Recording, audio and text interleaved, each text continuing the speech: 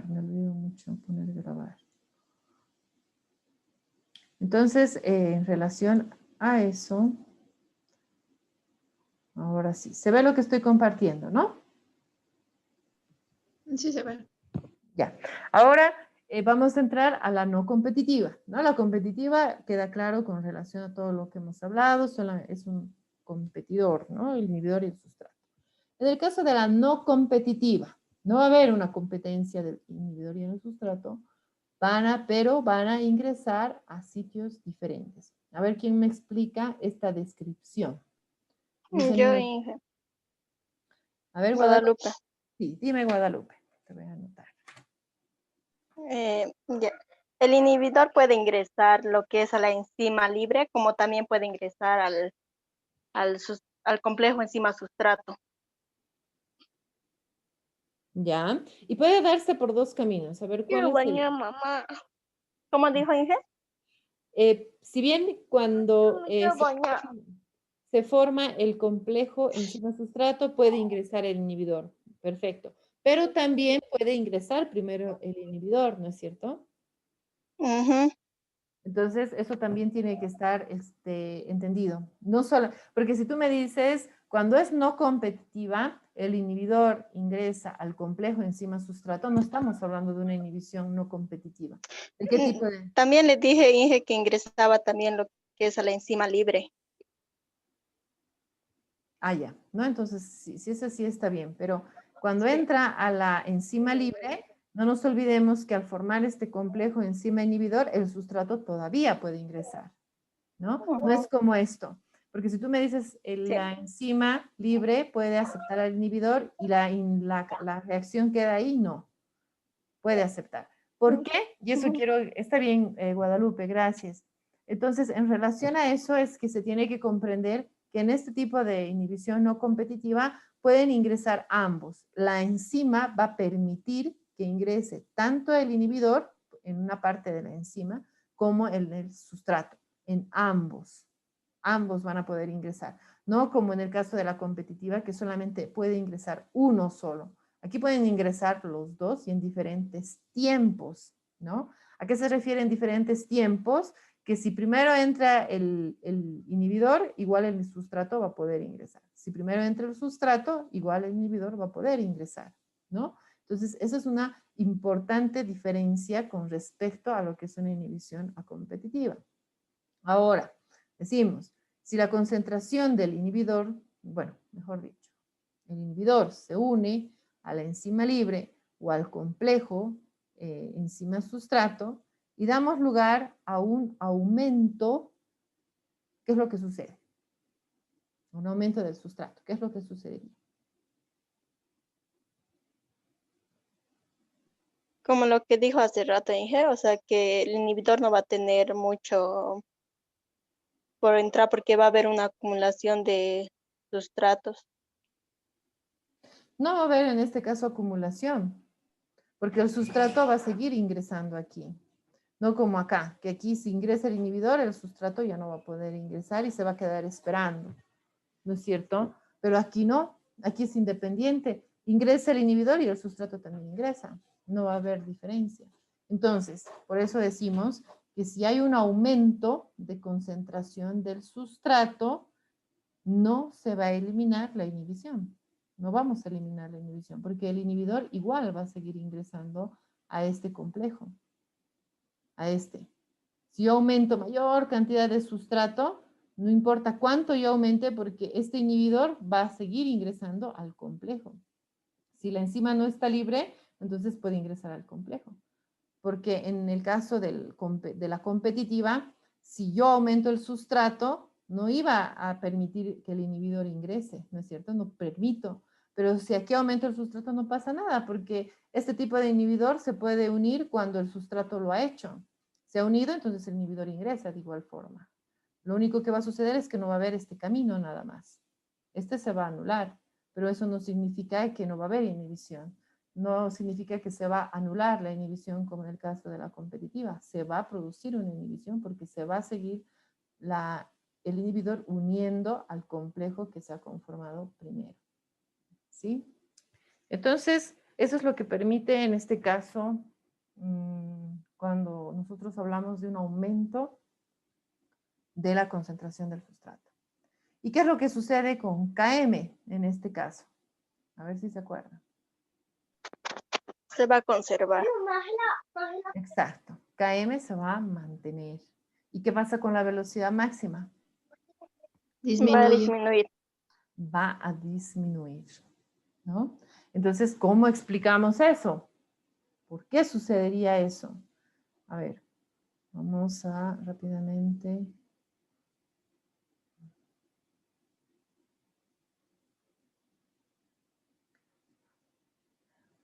entrar a la pizarra. Entonces,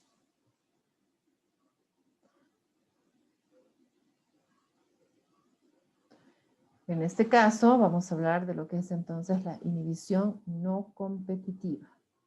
Entonces, lo único que necesitamos para comprender cada vez mejor la inhibición no competitiva es que el sustrato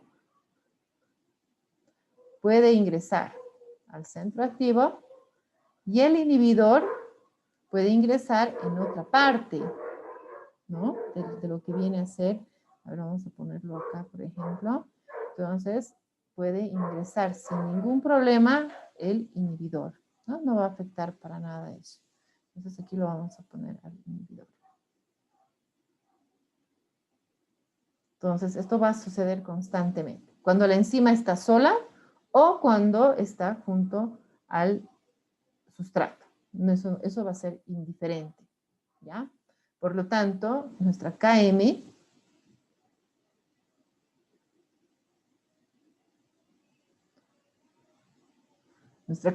se va a ver reflejada en relación a esta formación, a este complejo que se está dando. Independientemente de si la enzima se encuentra libre o no. Entonces tenemos la enzima que se va a dar en esta inhibición y así. Entonces, eso es lo que va a medir KM todo el tiempo. Independientemente, les vuelvo a repetir, si la enzima está sola o no, está libre o no. ¿No? Digamos, aquí está libre, obviamente el inhibidor va a ingresar sin ningún problema, va a ingresar. Pero también va a ingresar el sustrato. Efectivamente, ¿no? Si ingresa el sustrato, y eso es lo que quiero que se comprenda, si el inhibidor está ahí aquí e ingresa el sustrato, no va a haber formación del producto, no se va a formar, ¿no es cierto? No va a permitir que suceda eso constantemente. Es decir, que es por eso que va a haber una variación en la velocidad máxima, independientemente de la forma en cómo se dé lugar a esta unión de la enzima con el sustrato o la enzima con el inhibidor, no va a permitir, ¿no? Si la enzima está sola, entonces se va a unir el inhibidor. Si la enzima está con el sustrato, ¿no es cierto? Solamente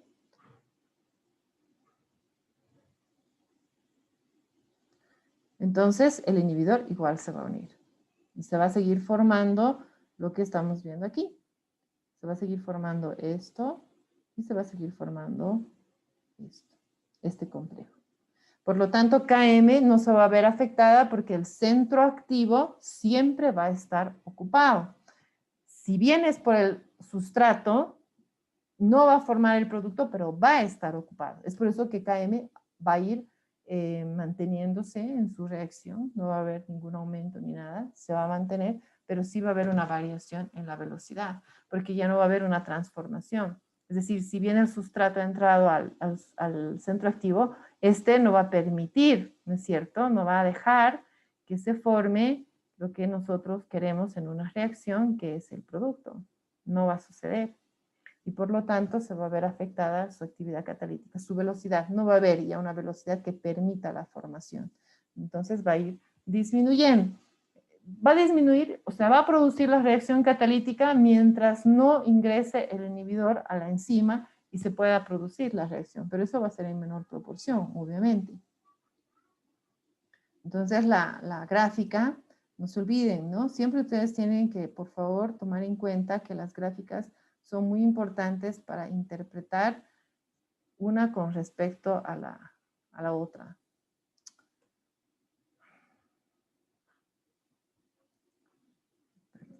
Entonces, no tenemos las gráficas aquí. Este va a ser el que va a dar lugar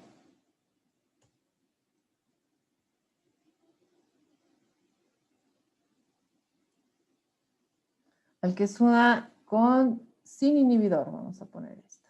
¿Ya? Esta va a tener sin inhibidor. Y vamos a colocar en rojo la que va a dar lugar a uno con inhibidor. ¿Ya?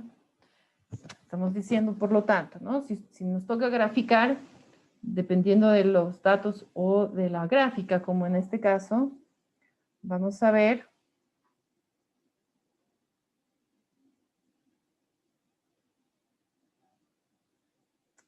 estamos mal, mi gráfica no me ha salido bien.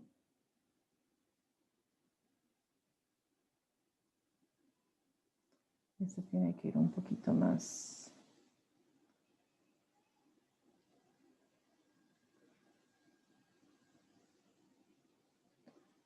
Pegadita, ¿no? Entonces, en relación a eso, recién puedo dar lugar a KM.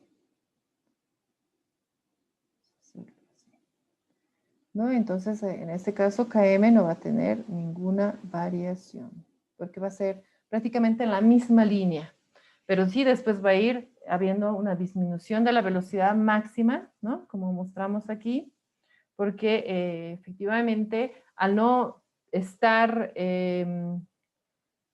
mejor dicho, presente el inhibidor, no deja que suceda la reacción, ¿no? Que se forme el producto, no va a permitir que se forme el producto. El producto constantemente se va a ver afectado en cuanto a la transformación catalítica. Cuando se da una reacción de inhibición, y estamos haciendo la demostración de todo esto, tanto de la competitiva en relación a esta gráfica como la no competitiva, se tiene que comprender que va a haber momentos en el que la enzima no va a ser inhibida y va a producir su acción catalítica. A veces se requiere eso para hacer algún estudio de una determinada enzima, ¿no? Se quiere ver hasta qué punto queremos que se produzca un determinado producto y por lo tanto lo podemos controlar con una inhibición. Una inhibición que no va a ser total, no va a ser irreversible. Por eso es una inhibición reversible, porque nosotros podemos manipular esta inhibición y dejar que la enzima pueda seguir dando su actividad catalítica, pero bajo las condiciones que nosotros queramos. Es por eso que es reversible y se puede dar bajo estas características. Entonces, de esta manera es que se tiene que comprender que la actividad catalítica de la enzima se va a ver modificada de acuerdo a esto que estamos nombrando. ¿Ya? Entonces, bien. Básicamente eso en cuanto a lo que es una no competitiva. ¿Se ha comprendido o hay alguna duda con respecto a la inhibición no competitiva?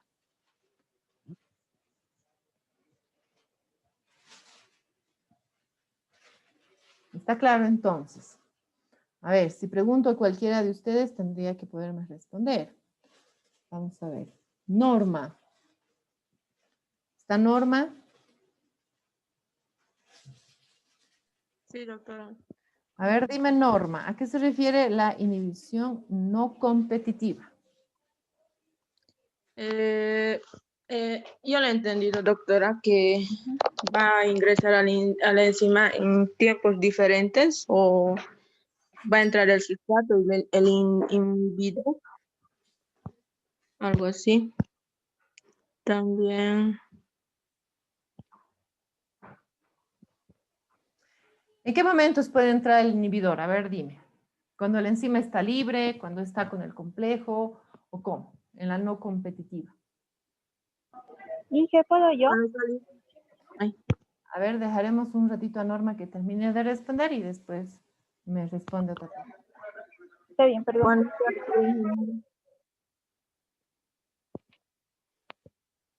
Sí, dime Norma. Cuando está libre, se une. El inhibidor, solamente cuando está libre. O cuando está enzima, ¿cómo era eso? El complejo, cuando está formado en complejo enzima sustrato. También, ¿no es cierto? Entonces no nos olvidemos, si la enzima está libre, se puede unir el inhibidor. Si la enzima está unida al sustrato, puede unirse el inhibidor. Por eso hemos mostrado los dos lados, ¿no? Es decir, los dos lugares en el que en este caso tiene la inhibición, ¿no? O la enzima, en el que va a permitir que pueda unirse en dos partes diferentes. A ver, ¿qué querías decir, Annelies?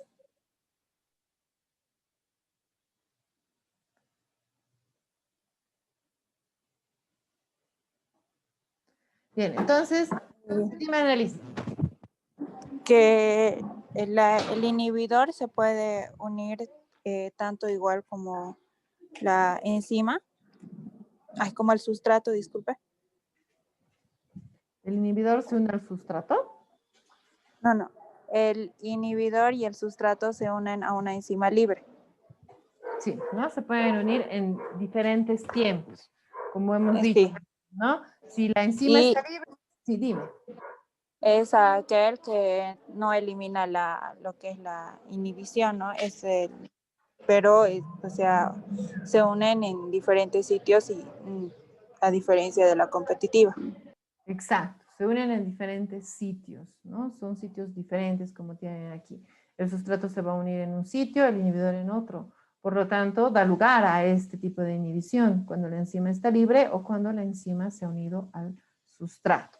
Bien, entonces, en este caso, la segunda, que es la no competitiva. Ahora, la tercera, que también se la puede llamar incompetitiva. Incompetitiva, anticompetitiva, acompetitiva. ¿Ya? Entonces, aquí está este tipo de inhibición. Bien, a ver, vamos a ver.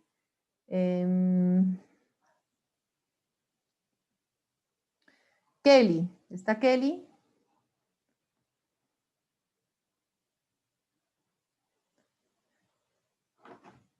Kelly.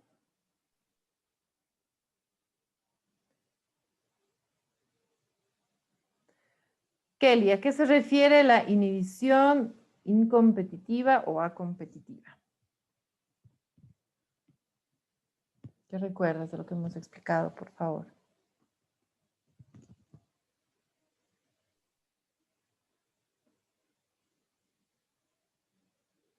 Si tienen problema con su micrófono, escriben, por favor. Porque si has hablado, Kelly, no se te está escuchando. A ver, Edgar. Sí, Inge. ¿A qué se refiere la inhibición acompetitiva? Bueno, eso, digamos, pasa que solo el inhibidor se une cuando se forma el complejo enzima sustrato. Exacto, ¿no? Y de esa forma forman el ESI, que sería enzima sustrato y inhibidor. Así es. Básicamente eso es mucho más simple todavía, ¿no? Gracias, Edgar. Simplemente el inhibidor va a producir la inhibición al complejo enzima sustrato. Mientras no haya el complejo enzima sustrato, no va a haber inhibición como en los otros casos, ¿no? Ya sea, como se dan cuenta aquí, en la competitiva, la enzima libre puede aceptar al inhibidor. La enzima libre puede aceptar al inhibidor. En la acompetitiva, la enzima libre no acepta al inhibidor, ¿sí? O el inhibidor en este caso no acepta la enzima, ¿no? De forma más específica. Pero sí cuando se ha formado el complejo, recién el inhibidor ingresa. Entonces es una diferencia bastante importante.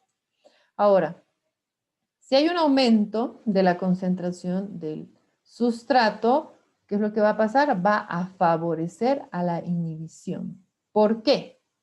A ver, de acuerdo a lo que hemos explicado en ambos, en competitiva y no competitiva. Ahora quiero que me expliquen por qué en la A competitiva, si yo aumento mayor concentración del sustrato, voy a favorecer a la inhibición.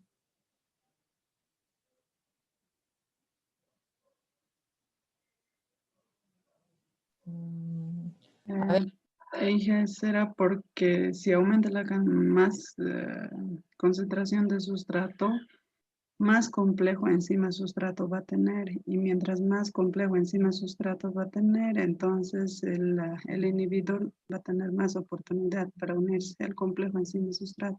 Exactamente, exacto, es eso, ¿no? Por lo tanto, es así que si hablamos con respecto a qué es lo que sucede con Km y la velocidad máxima, en ambos casos hemos visto que hay un aumento, ¿no? Km va a aumentar y la velocidad máxima va a disminuir, va a cambiar, no va a ser la misma que cuando hay una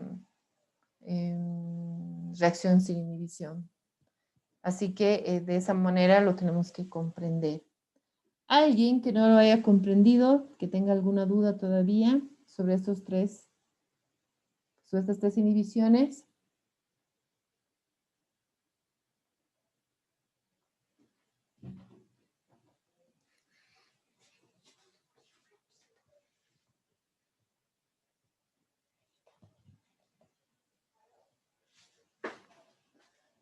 Bien, entonces vamos a continuar. Esas son los tres inhibidores, competitivo, no competitivo. A competitivo, no se olviden que en el tercero es a competitivo, anticompetitivo, incompetitivo. Se lo puede denominar así. Ahora, vamos a ver uno. Bueno, este es un resumen de todo lo que hemos estado hablando. Con respecto a qué es lo que sucede con la velocidad máxima, Km, y qué pasa en relación al inhibidor, ¿no? En el caso de la competitiva, el inhibidor se une a la enzima exclusivamente. ¿Va a haber un efecto en la velocidad máxima? Ninguno. ¿Va a haber un efecto en Km? Sí, va a aumentar.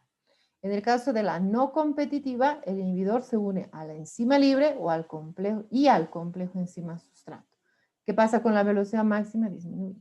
¿Qué pasa con Km? Ninguno, ¿no? No va a haber ningún cambio.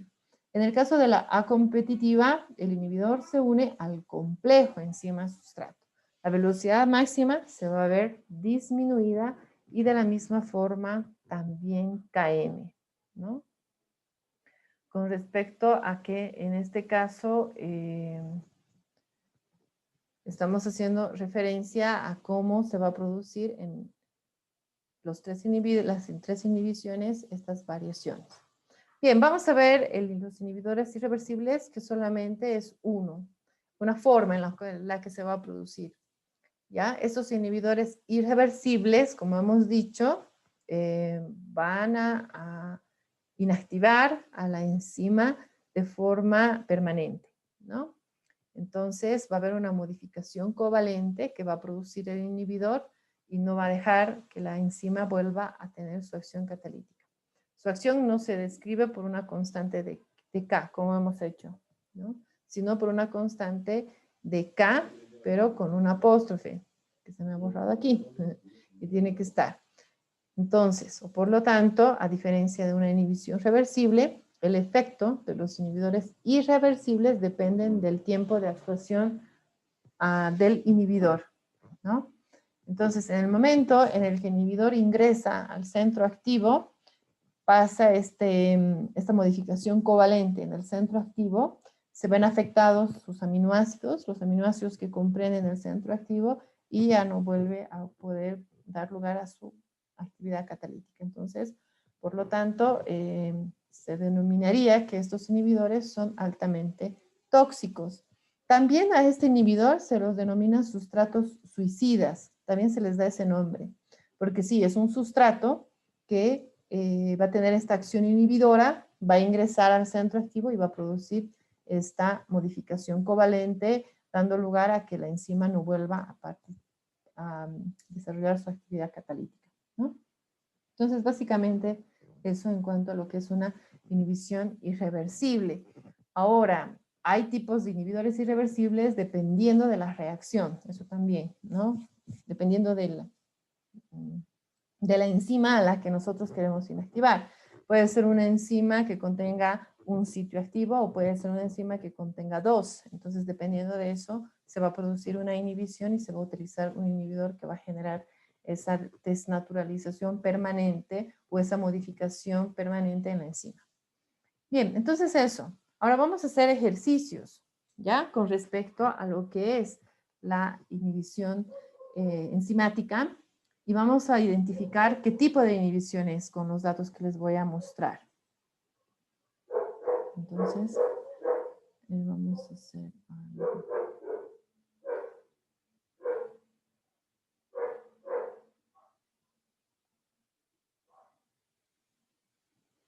El ejemplo que les voy a mostrar y lo vamos a hacer conmigo es un ejemplo que después de que yo lo, bueno, no después, bueno, obviamente una vez explicado, vamos a hacer la gráfica, vamos a hacer la interpretación de los análisis, ustedes van a volver a hacer esa para poder hacer otra con otro tipo de inhibidor. Porque normal, en este caso, el ejercicio específicamente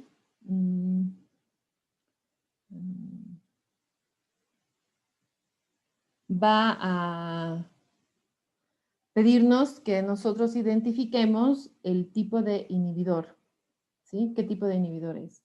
Entonces, eso también va a estar incluido en el desarrollo del ejercicio. Si bien al principio hemos hecho calcular Km y calcular la velocidad máxima, ahora vamos a calcular Km, velocidad máxima, y qué tipo de inhibidor es el que se está presentando. Y es por eso que es importante que ustedes diferencien cada uno de ellos en la gráfica, como hemos visto. Y así poder, con la gráfica, obteniendo la gráfica, saber qué es lo que ha sucedido, o mejor dicho, qué tipo de inhibición ha sucedido en esa reacción. Ay, no. Dame un segundito, no encuentro el ejercicio que vamos a hacer.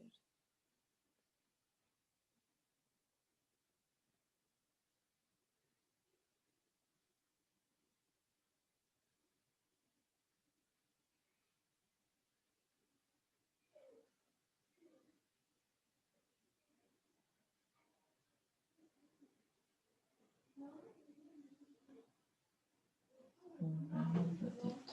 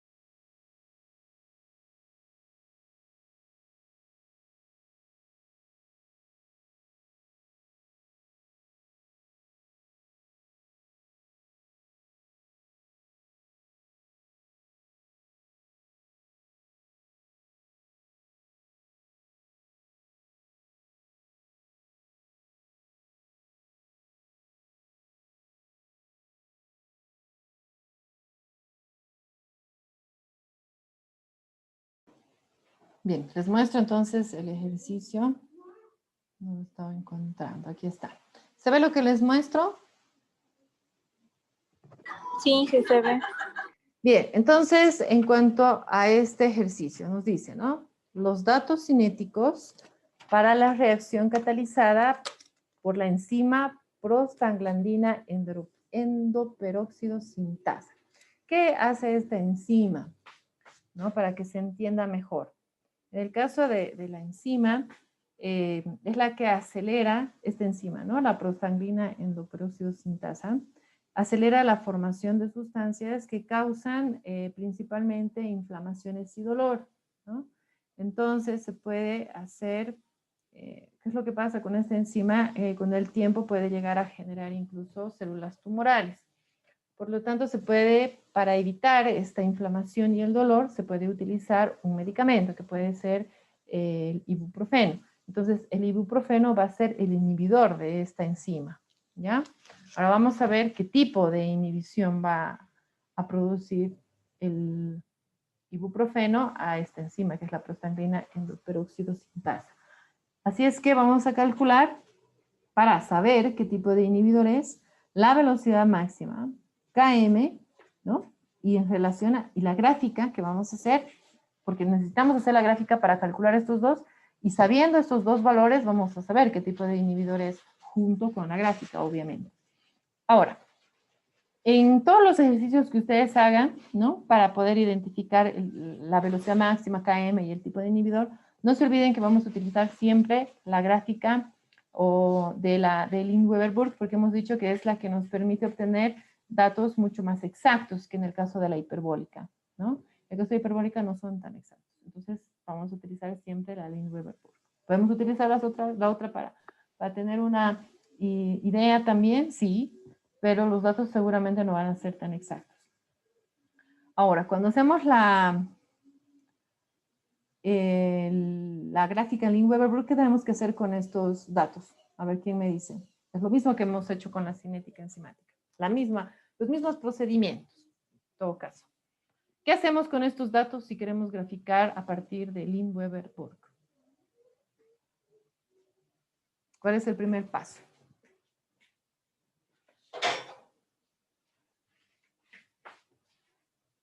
A ver, Jessica Borda. ¿Cuál es el primer paso, Jessica, para poder iniciar la gráfica de Lind-Weber-Burke? Sacar la inversa. Exacto. Tenemos que sacar la inversa de todos los datos, ¿sí? Después, ¿cuál es el siguiente paso?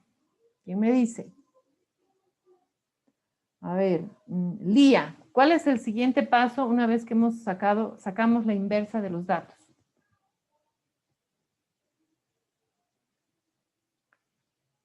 Lía.